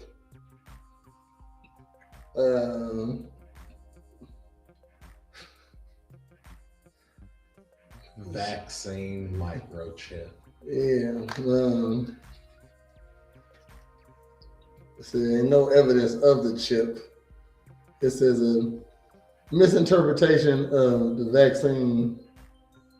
I don't know. Oh yeah, I remember that. Where they're like, so they were saying when you get the vaccine, it's gonna have a oh, microchip. okay, all right. Sure. I sure ain't never get one. So ain't no evidence of microchips. No. And I had to get it because I was with a medical professional. 20% of Americans believe in this. And in order to go to any of her shit, I had to be vaxxed. Say what now? Yeah, I said I was with a medical professional, so when she went to like speak at conferences or like to stay in the hotels, even I had to be vaccinated. You had to show proof of it too? Uh-huh. Fuck, I'm at home, babe. It was free for me. Like, you know what I'm saying? I ain't getting vaccinated. I ain't getting vaccinated. I don't know what that is you putting up in me. No, I honestly don't know what none of it is. So I hear you. I'm gonna put it in me. No digging. I can still taste. Like that's all I care about. Number 8. This conspiracy theory. Epstein didn't kill himself. Oh shit. It was a client list cover-up. That's what it is. But don't they have proof of that now? They what? What that he didn't kill himself?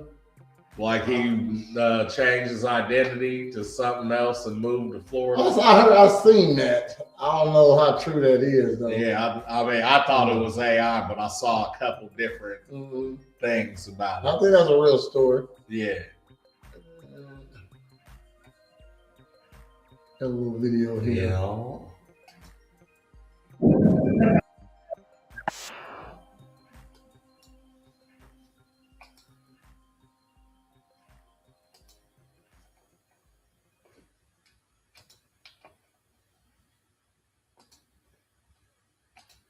Dude. The primary thing about Jeffrey Epstein and his case is that he was guilty of engaging in sex with underage people. He was put in jail. He carefully chose people for their connections and their influence. They were going to help him get the deal of a lifetime. I think the manner in which he died was shocking. We're so close to holding him accountable, and now he was gone. The media failed This is just a trailer. to cover much of the Jeffrey Epstein case. They treated it like a suicide. We didn't get any great investigative reporting around what had happened. That nigga's not dead. That was the other thing too, was like they said, it didn't seem like people looked into the circumstances, right? Mm-hmm.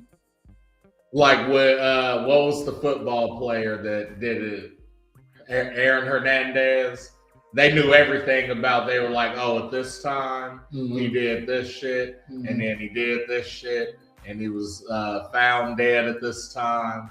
No suspects, like, you know what I'm saying? Like, it was thorough, and they was like, hey, Epstein killed himself in his cell by hanging, and we got football later, so stay tuned. And you're like, wait a minute, what the fuck? Then you get it going. Like, you know what I'm more saying? on that. Like, yeah, nigga, like, yeah, help them. yeah. You know what I mean? Shit, that ain't shit.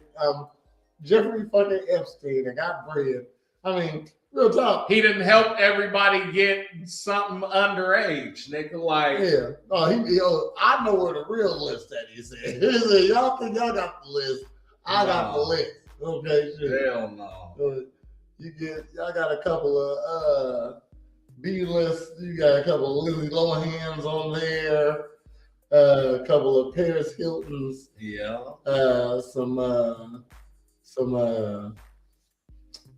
I can't think of no B list dude. It was Michael John. No, oh, damn. If Michael John White was part of the shit, I'm like, God damn it. Hell no. Got one of me. Yeah. So nigga ain't dead. Nigga watch that whole thing.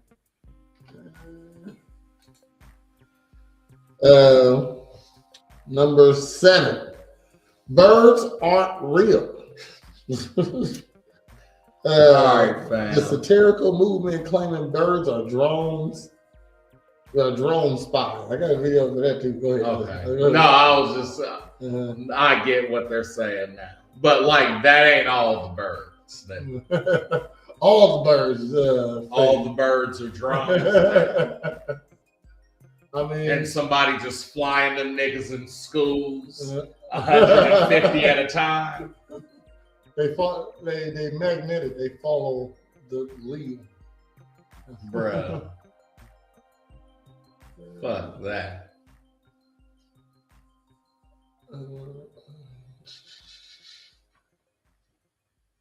Right below. Down below that one. Oh, there we go.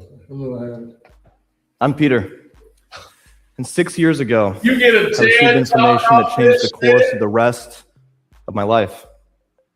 From 1969 through 2001, the U.S. government murdered over 12 billion birds in the American skies. They did this using poisonous toxins dropped from airplanes that was contagious and murdered all of the birds over the course of about 40 years. Now, I know this is not the public understanding of this and may sound absurd, but please just bear with me. All the birds. 12 billion. So they ain't joking. They think all the, like, So I've the seen a same robin toxic chemicals that you dropped on these birds didn't drop on people too, and toxic them niggas. I just seen a bird that my dog got to, like it was a baby bird, motherfucker just fucked up because Hercules and chewed it up. Nigga, that's a real bird. Okay, damn. With me and keep an open bird in its mouth. mind. And I wouldn't let that nigga inside. You know what I'm saying? I had a parrot. That motherfucker's real. Just be respectful, please, as I share this information with you. I know a lot of you may be wondering, why would the government kill 12 billion birds? It seems like an awful lot of trouble. The ugly ass nigga, man. Look at this nigga. God damn. He ain't got a jawline, but he's still ugly though. For a government to go through. The reason is as devastating as it is simple. For each bird the government killed, they replaced it with a surveillance drone replica in disguise, designed to spy on the American people. Now, some may say, why would you need to kill the birds for that, though? You just introduce more birds. if you're the government at least, that this is a worthy sacrifice, these 12 billion lives, for the safety of the people, right? I don't know about that. It seems like a pretty serious limit on our freedom. Wouldn't you agree? The proof that birds are robots is all around us if you start looking. For starters, birds charge their batteries. Charging up on the motherfucking cords, nigga. Hey man, don't laugh at me right now, man. Yeah. Don't laugh at me. I'm about to tell y'all what I think, man. Just hold on, but hold it. Charging up on. I knew that's what I was about to say right when I saw the birds on there. That's crazy. On power lines. So they can refuel up high and they can watch the civilians, you know? They also track civilians using a liquid tracking device. You ever wonder why birds poop on your car? Why I got a little microchip in the middle of my face? A little black dot. Do you need more evidence? I can go all day up here. Who here has seen a baby pigeon? You haven't, have you? It's weird. There's all these adult pigeons. Where are all the babies? It's gotta be. Yeah. Joke, Yeah. Right. One more minute. They come out of the factory as adults. So there's no organic growth, you know? It's a smoking gun. Over the years, as I began putting... What are those? Oh, shit. This whole outfit is crazy. Yeah. this information together, I began realizing the extent of all this. And there were times I wished I never even learned this. My life would be so much easier. You know, I remember before I knew this information, I was happier, my steps were lighter, you know? It too ugly for me. That gotta be fake right there.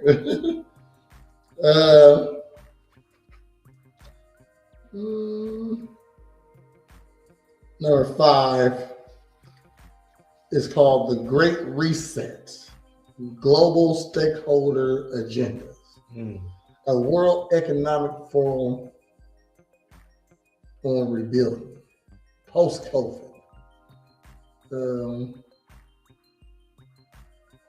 Got a video for this. Great Reset. This nigga. Got him on my screen.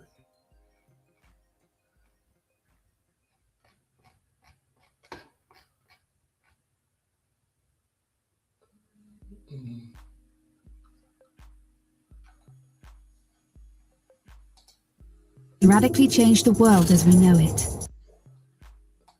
The Great Reset. This is another modern theory.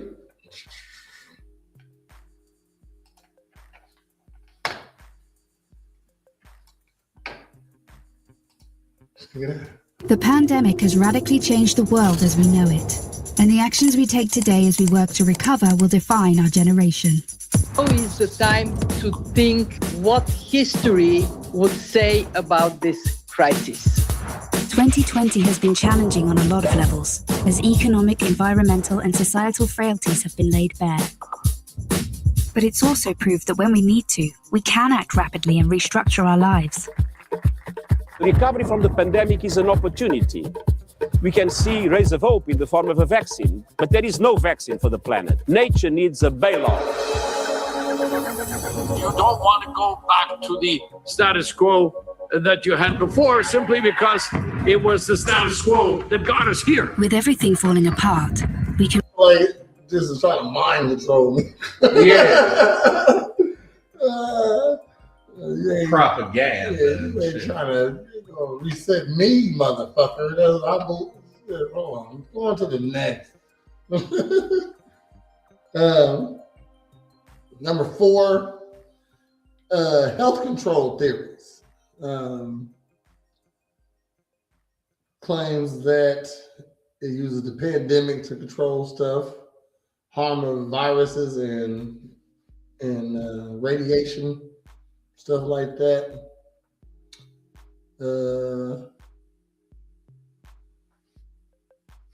Rapid tech deployment without full long-term studies.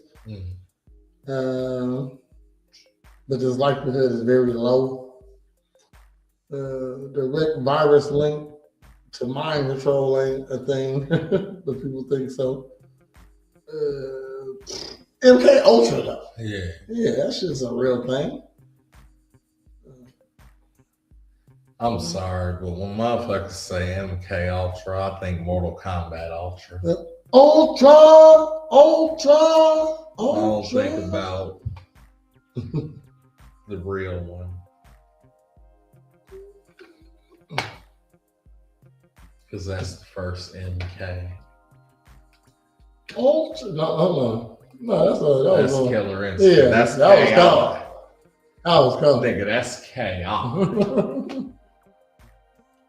That was my shit.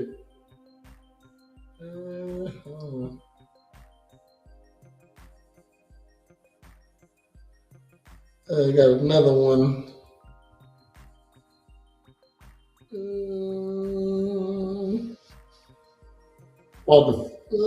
This is the control the health. Let's see. At first I did believe there was a virus, but when they start taking away your rights, it doesn't make sense. The coronavirus is the biggest threat this country has faced for decades. If you don't follow the rules, the police will have the powers to enforce them. You must stay at home. Conspiracy theories about 5G have been spreading since the beginning of lockdown. There is no virus, it's 5G radiation poisoning. This is all a big part of the eventual goal, which is control. Your body can't handle this new 5G. It's not built for it. And yet lots more people are going to be ill. These false theories have been contagious. BBC News at 2 o'clock. This is Nikki Cardwell. Police have broken up a group of around 25 people protesting about the lockdown in central London. The demonstration took place near to the A&E units of St Thomas's Hospital. 5G, tyranny, get used to this. Tyranny, fascism, fascism, fascism. Major health organisations have said that 5G is safe and that there's absolutely no link between it and coronavirus. Arrest Bill Gates! Arrest Bill Gates! Like 5G is connected to the coronavirus. Fascism. That nigga just yelled fascism, fam. Fascism. Hell no. We getting closer again when we get to that one. So, number 3 is the COVID-19 lab leak. What's the conspiracy on that? I got that it leaked from China. I think that's what it is too. We'll find out who leaked it when the courts reveal. In 10 years. Yeah. When they got to.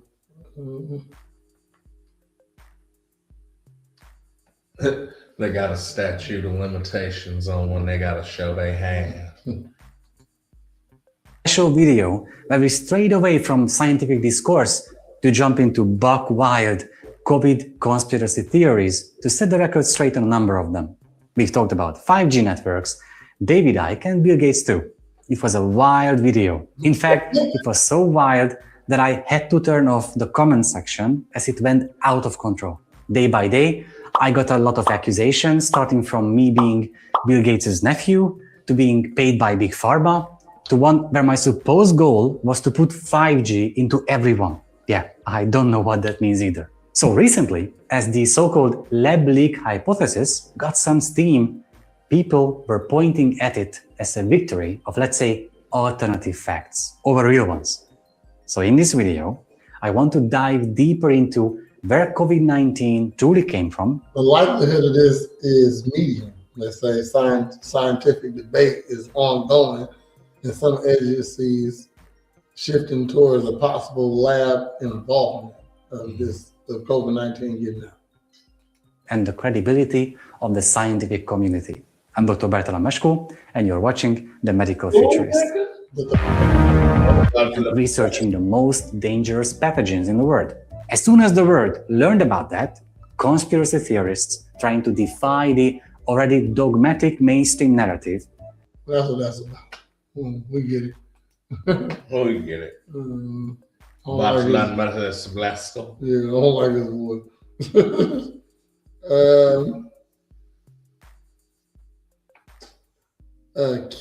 QAnon? Yeah. It's an anonymous post on 4chan claiming insider knowledge of a deep state battle. Word. I got a video on that. I don't know. Like inside job and shit. Okay. I don't know.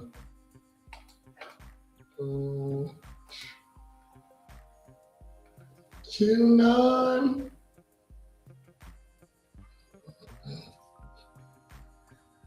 Right there.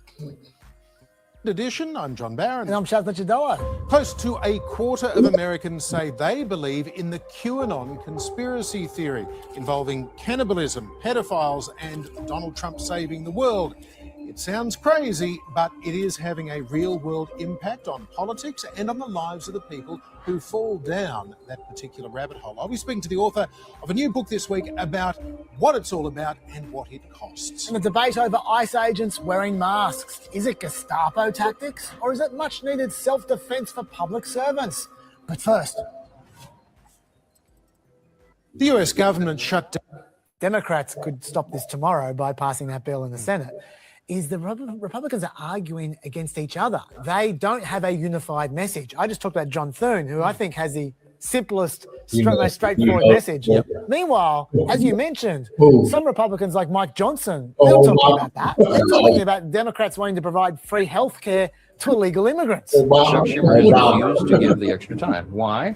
Because we won't agree to say you cannot check the immigration status of a pregnant woman. You have to treat her if she needs to be treated. Similarly, a child.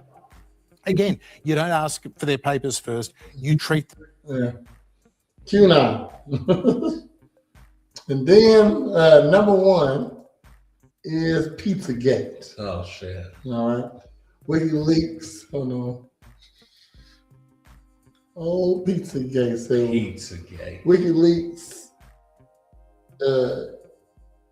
emails interpreted as code for a DC pizza place linked to elite baby trafficking. While this is a concern because this is an erosion of trust in institutions and world leaders. The likelihood of this actually being a thing, Pizzagate, is very low. No credible evidence of a specific ring. Got a quick little video. What we doing?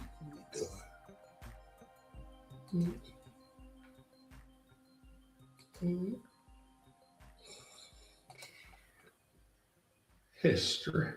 That's right. Fuck history. Fuck history. Whether it's the CIA or the Akrana, maybe that's what the president.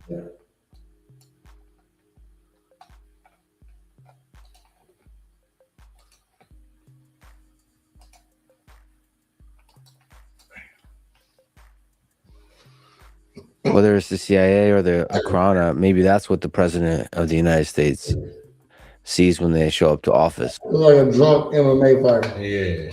Is all the stuff they have on him or her, and say that there's a internal mechanism of power that you don't want to mess with, and so you will listen. Whether that internal mechanism of power is the military-industrial complex or whatever, the bureaucracy of government. Conduct of the deep state. The entrenched bureaucratic. Well, it's been said, and I think it's generally true, that bureaucratic creatures are like any other creatures. It basically exists to perpetuate itself and to grow. I mean, nobody wants to go out of business. And of course, you get all of these, things like Pizzagate and accusations of one form or another. But this nigga here crazy. It's like an invisible afro. Yeah. Here's an interesting thing to consider. Okay, and I want to argue that I'm not saying that Pizzagate in any way was real or QAnon had to say that, but where did part jellyfish? They get these ideas from? So let's ask ourselves: do pedophiles exist? Yeah. Do organized pedophile organizations exist? Oh shit. Yeah, they share information, pictures. They're out there on the dark web. They cooperate. So, does child trafficking exist? Yeah, it does. Yeah. So, in other words, whether or not specific conspiracy theories about this or that group of organized pedophile cultists is real, all the ingredients for that to be real are there. Pedophiles exist. Organized pedophilia exists. Child and human trafficking exists. At some point, at some time, someone will put all of those together. In fact, certainly, they already have. So is Pizzagate what launched the whole shit into the Epstein Island? I think it was just a little bit before that. It was a rabbit hole. That's crazy. Or baby hole. You got anything coming up, Brett? May 9th, performing at Fat Ass 5K. And that night at Fifth Street Gym. Shouts to Alderman Purchase. All right. A couple events coming up. May 10th, 10 to 12, here at the Unicorn Room. We got a Mother's Day blunts and brunch. We'll be serving orange juice, sausage, eggs, pancakes. If you want your pancakes enhanced, it's an extra $5. Okay. The first 6 get mimosas already sold like 12 spots already. So, I mean, shit. I get enough people. I just give everybody mimosas. Fuck it. But also, you're gonna get an enhanced dessert cinnamon roll with THC in it. So come celebrate with your mom. Have some good food. Have some fun. Also, I have the pop-up vendor spot that's on May 31st. That's from 9 a.m. to 2 p.m. It's free to be a part of it. So if you got any products and stuff like that, I'm doing a pop-up shop. Hit me up. Let me know if you want to come, sell some shit. And one more thing. Sign kids up for my youth fitness class. It's in June and July from ages 13 to 17. It is on Monday, Wednesdays, and Fridays, and we have 2 sessions on all 3 of those days. So you get one at 9 a.m. and one at 9 a.m. and one at 4 p.m. So double duty. We'll lift some weights in the daytime, do some cardio in the evening. And Do that Monday, Wednesday, Friday. And as always, come get your body right at Presidential Fitness and Female Emporium, where you always get a free game. Now. And if you need a character, go ahead and hit that pop-up party pal. We got over 50 characters for your birthday parties, your corporate events, your family get-togethers. Hit us up. We're on Facebook, and it is Monday. So next time you'll see me is on Wednesday for another episode of Girl Talk. Then we come back here on Thursday at 10 o'clock for another episode of Morning Ninjas Reacts. And if you go 7 days in a row, it brings you right back round to today. So join us next Monday at 8:30 p.m. Yeah, damn, I almost all the way through. At 8:30 p.m. for another episode of Radio Ninjas Podcast. You can go ahead and get ninja started.